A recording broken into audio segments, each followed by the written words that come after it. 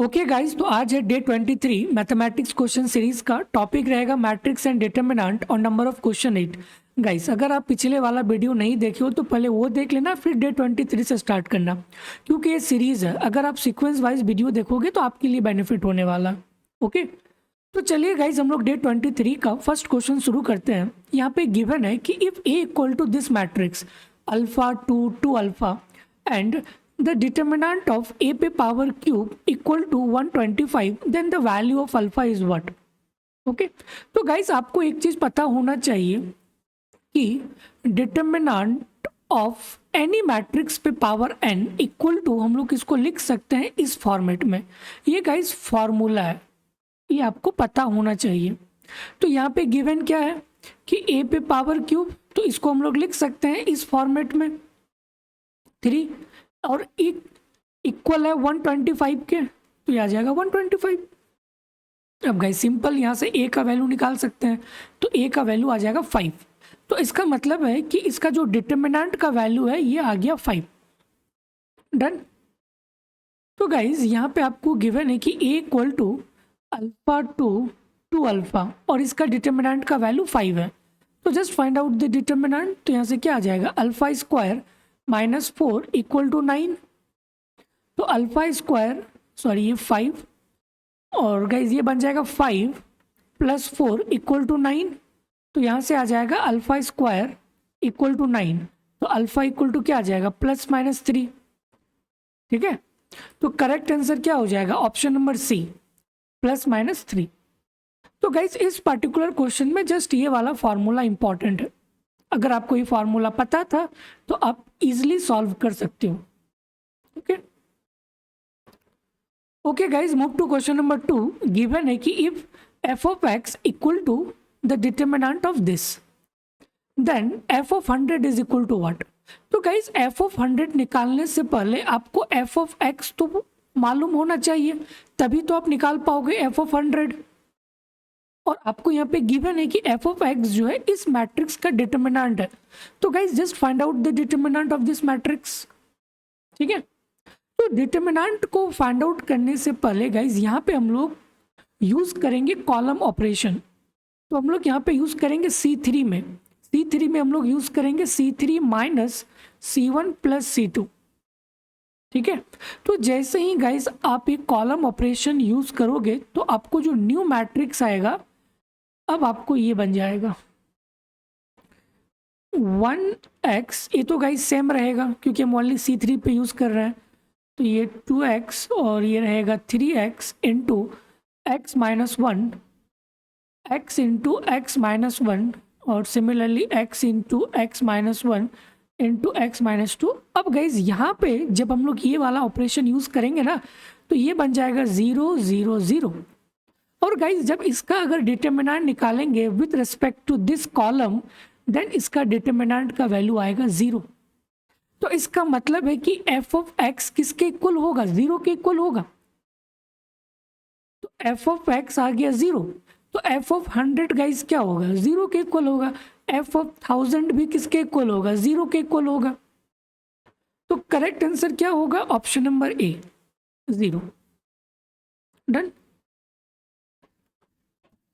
Okay guys, move to question number 3। Given है कि the determinant of this matrix equal to 0 if x y z are in AP, ZP, HP, या फिर x y into Y Z या फिर ZX are in AP। तो guys just इसका determinant निकालो, और आपको गिवन है कि इसका डिटर्मिनेंट 0 के इक्वल है। तो just find out the determinant. तो गाइज डिटर्मिनेंट को फाइंड आउट करने से यहाँ पे जो हम लोग यूज करेंगे कॉलम ऑपरेशन। ठीक है, कॉलम ऑपरेशन। तो यहाँ पे गाइज हम लोग यूज करेंगे C1 पे C1 - PC2 + C3। तो यहाँ पे भी हम लोग यूज करेंगे कॉलम ऑपरेशन। डन। ओके, तो गाइज जैसे ही आप ये ऑपरेशन यूज करोगे तो आपको जो न्यू मैट्रिक्स आएगा आपको ये आएगा, क्योंकि गाइज C1 में चेंज होगा, बाकी चीज़ें तो गाइज ये कांस्टेंट रहेगा। तो ये तो एज इट इज़ रहेगा x y, और ये वैल्यू आ जाएगा y और z। अब जो भी चेंज होगा ओनली यहाँ पे चेंज होगा। डन। तो गाइज ये वैल्यू आ जाएगा 0, ये वैल्यू भी आ जाएगा 0।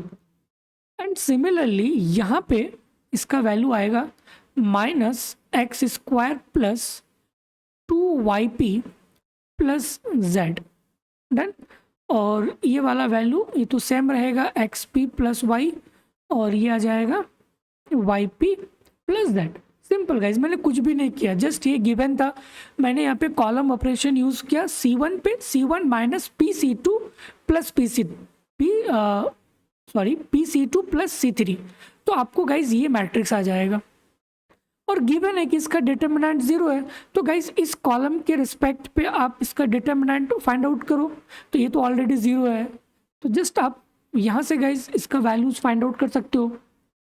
ठीक है, तो जैसे ही गाइज आप इसका डिटर्मिनेंट निकालोगे तो आपको ये वैल्यू आएगा -xp²।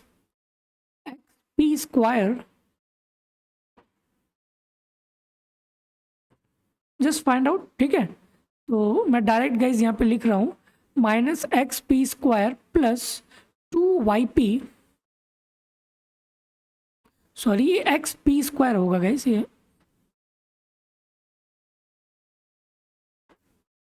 ये आपका आएगा xp²। ठीक है, तो xp² plus 2yp plus z into, अब यहाँ से आ जाएगा ये वाला। ठीक है, तो यहाँ से निकालेंगे तो ये आ जाएगा xz minus y² equal to 0। Done. Okay, तो गाइज चाहे आइदर दिस इक्वल टू 0 या फिर दिस इक्वल टू 0, चाहे xp² plus 2yp plus z equal to 0, या फिर y² minus y² plus xz equal to 0। तो इसका मतलब है कि y² इक्वल टू xz। तो गाइज 3 नंबर है x y z, और y² इक्वल टू xz आ जाए तो इसका मतलब है कि ये क्या है, आपका जीपी है ना, जैसे 2 4 8, तो इसको लिख सकते हैं ना कि 4 का square equal to 2 into 8, 16 equal to 16। तो इसका मतलब है कि ये हमारा क्या होगा, जीपी होगा। x y z are in GP. So the correct answer is option number B. Done. Simple. Okay. Okay, guys. Move to next question. Question number 4. Given है कि if the determinant of this matrix x minus 4, 2x, 2x similarly आपको given है equal to this thing. Okay. Then the ordered pair of A and B is equal to what? तो guys यहाँ पे भी हम लोग यूज करेंगे column operation. ठीक है, हम लोग यूज करेंगे C1 में यूज करेंगे C1 plus C2 plus C3। तो यहाँ पे भी आपको यूज करना है कॉलम ऑपरेशन। डन। तो जैसे ही गाइज हम लोग ये यूज करेंगे तो आपका जो फाइनल मैट्रिक्स आएगा आपको कुछ इस प्रकार का आएगा। ये आ जाएगा 5x माइनस 4, ये आ जाएगा 2x, और यहाँ पे 5x माइनस 4, और गाइज ये तो सेम रहेगा x minus 4 2x, and similarly यहाँ पे भी आ जाएगा 5x minus 4 after using this operation, और ये तो सेम रहेगा 2x, और ये आ जाएगा x माइनस 4। तो गाइज 5x माइनस 4 यहाँ पे भी है, यहाँ पे भी है, यहाँ पे भी, तो जस्ट टेक कॉमन, और ये इक्वल टू दिस थिंग, ये plus bx into x minus a का स्क्वायर। डन। ओके, तो गाइज जस्ट टेक कॉमन, तो यहाँ से हम लोग लिख सकते हैं कि 5x माइनस 4, अब यहाँ पे रिमेनिंग गाइज बचेगा क्या, 1 1 1, 1 1 1, और ये तो रिमेनिंग रहेगा 2x 2x, x minus 4 2x, x minus 4 2x, और ये वाला रहेगा 2x x minus 4 equal to a plus B X into X minus A का स्क्वायर। गिवन है। डन। अब गाइज अगेन हम लोग यहाँ पे यूज करेंगे R2। रो टू में हम लोग यूज़ करेंगे R2 माइनस R1, ठीक है। एंड सिमिलरली R3 में यूज़ करेंगे R3 माइनस R1, ताकि गाइज ये 0 बन जाए, ठीक है। तो जैसे ही गाइज ये रो ऑपरेशन यूज़ करेंगे तो आपको जो न्यू मैट्रिक्स आएगा कुछ इस प्रकार का आएगा। ये तो गाइज कॉमन है, तो 5x माइनस 4 तो एज इट इज़ रहेगा, ठीक है, ये तो चेंज नहीं होगा। And after doing this row operation ये आपको आ जाएगा 1, ये सेम रहेगा 2x, और यहाँ पे भी रो 3, तो रो 3 माइनस रो 1, तो गाइज ये आ जाएगा 0। सिमिलरली ये वाला निकालेंगे तो ये आ जाएगा 0 0, डन। और ये आ जाएगा -x माइनस 4 0, ये आ जाएगा 0, ये आ जाएगा -x minus 4 equal to a plus B X into X minus A का स्क्वायर। यही आएगा गाइस, एक बार कैलकुलेशन देख लेना, ठीक है। So after using this row operation you will get this thing, done, okay.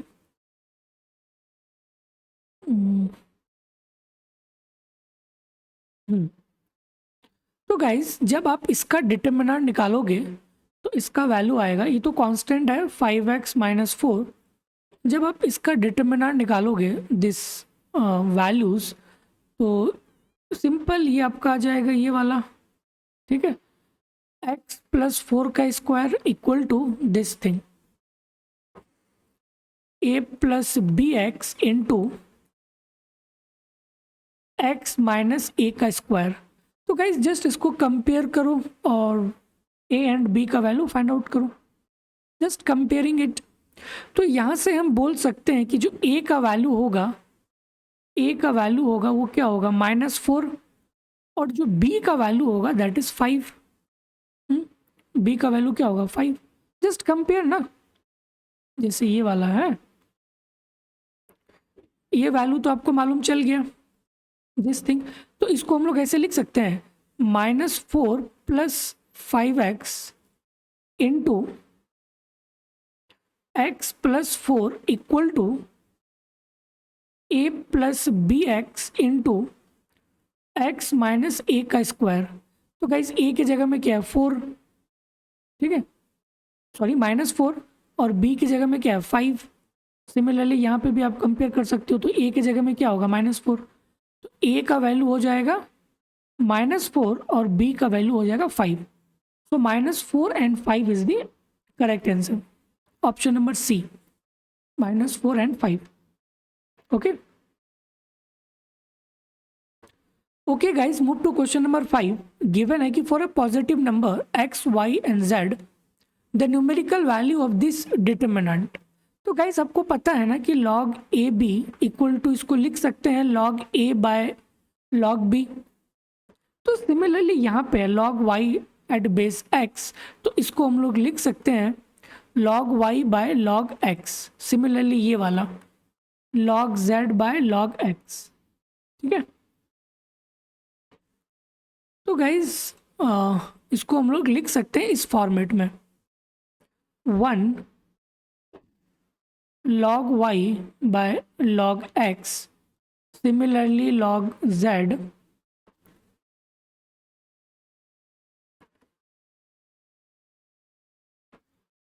log z by log x, and similarly यहाँ पे लिखो log x by log y 1, और ये आ जाएगा log z by log y। Similarly log x by log z log y bye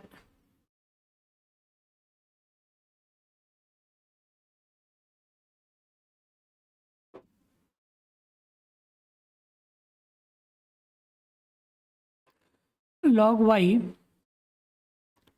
bye log z log, and similarly यहाँ पे 1, ठीक है, ओके। अब गाइज यहाँ पे आपको यूज करना है कि रो 1 में log x divided by log x, मतलब multiplying as well as divide करना है log x के साथ। सिमिलरली रो 2 के साथ यूज करना है log y by log y। And row 3 में गाइज हम लोग multiply as well as divide करेंगे log z by log z। कर सकते हैं, तो गाइज जस्ट डू। तो यहाँ पे आपको आ जाएगा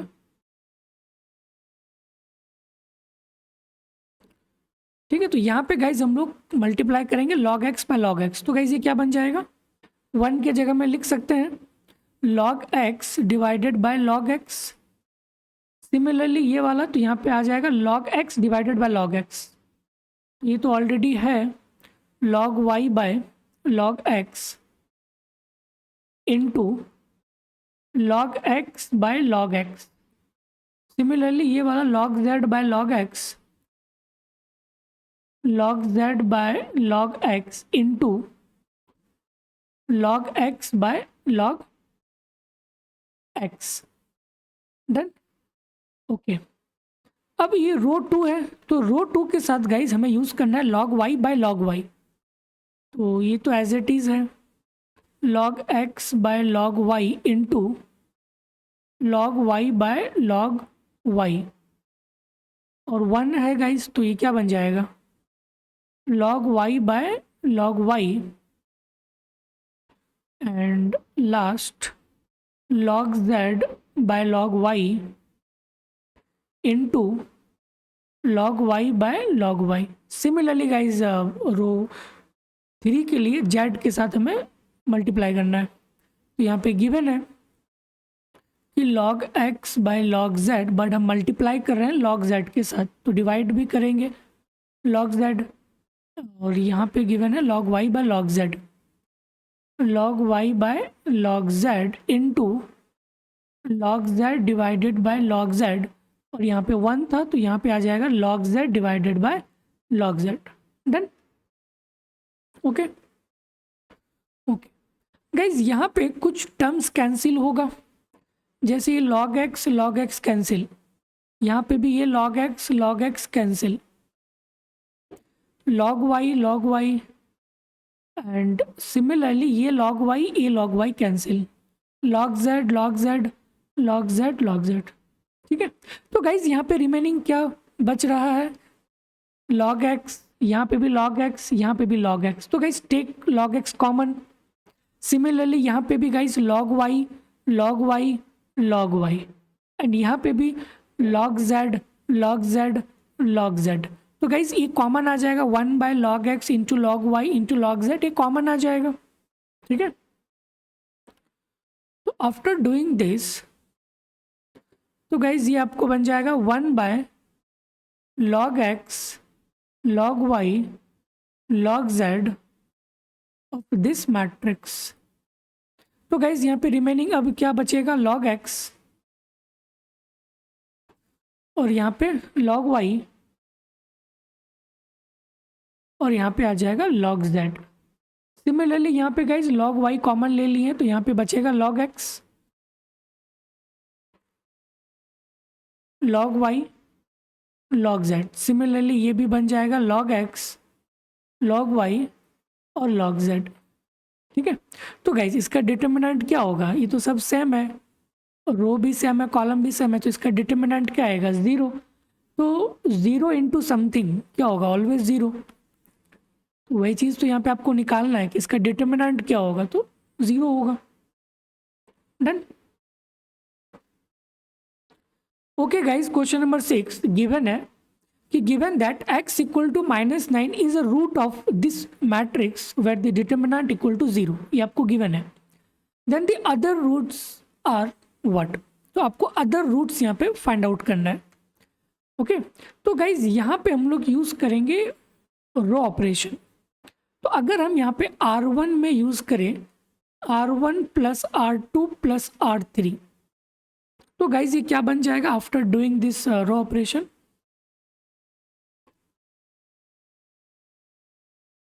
तो अब जो आपका जो न्यू मैट्रिक्स आएगा वो कुछ इस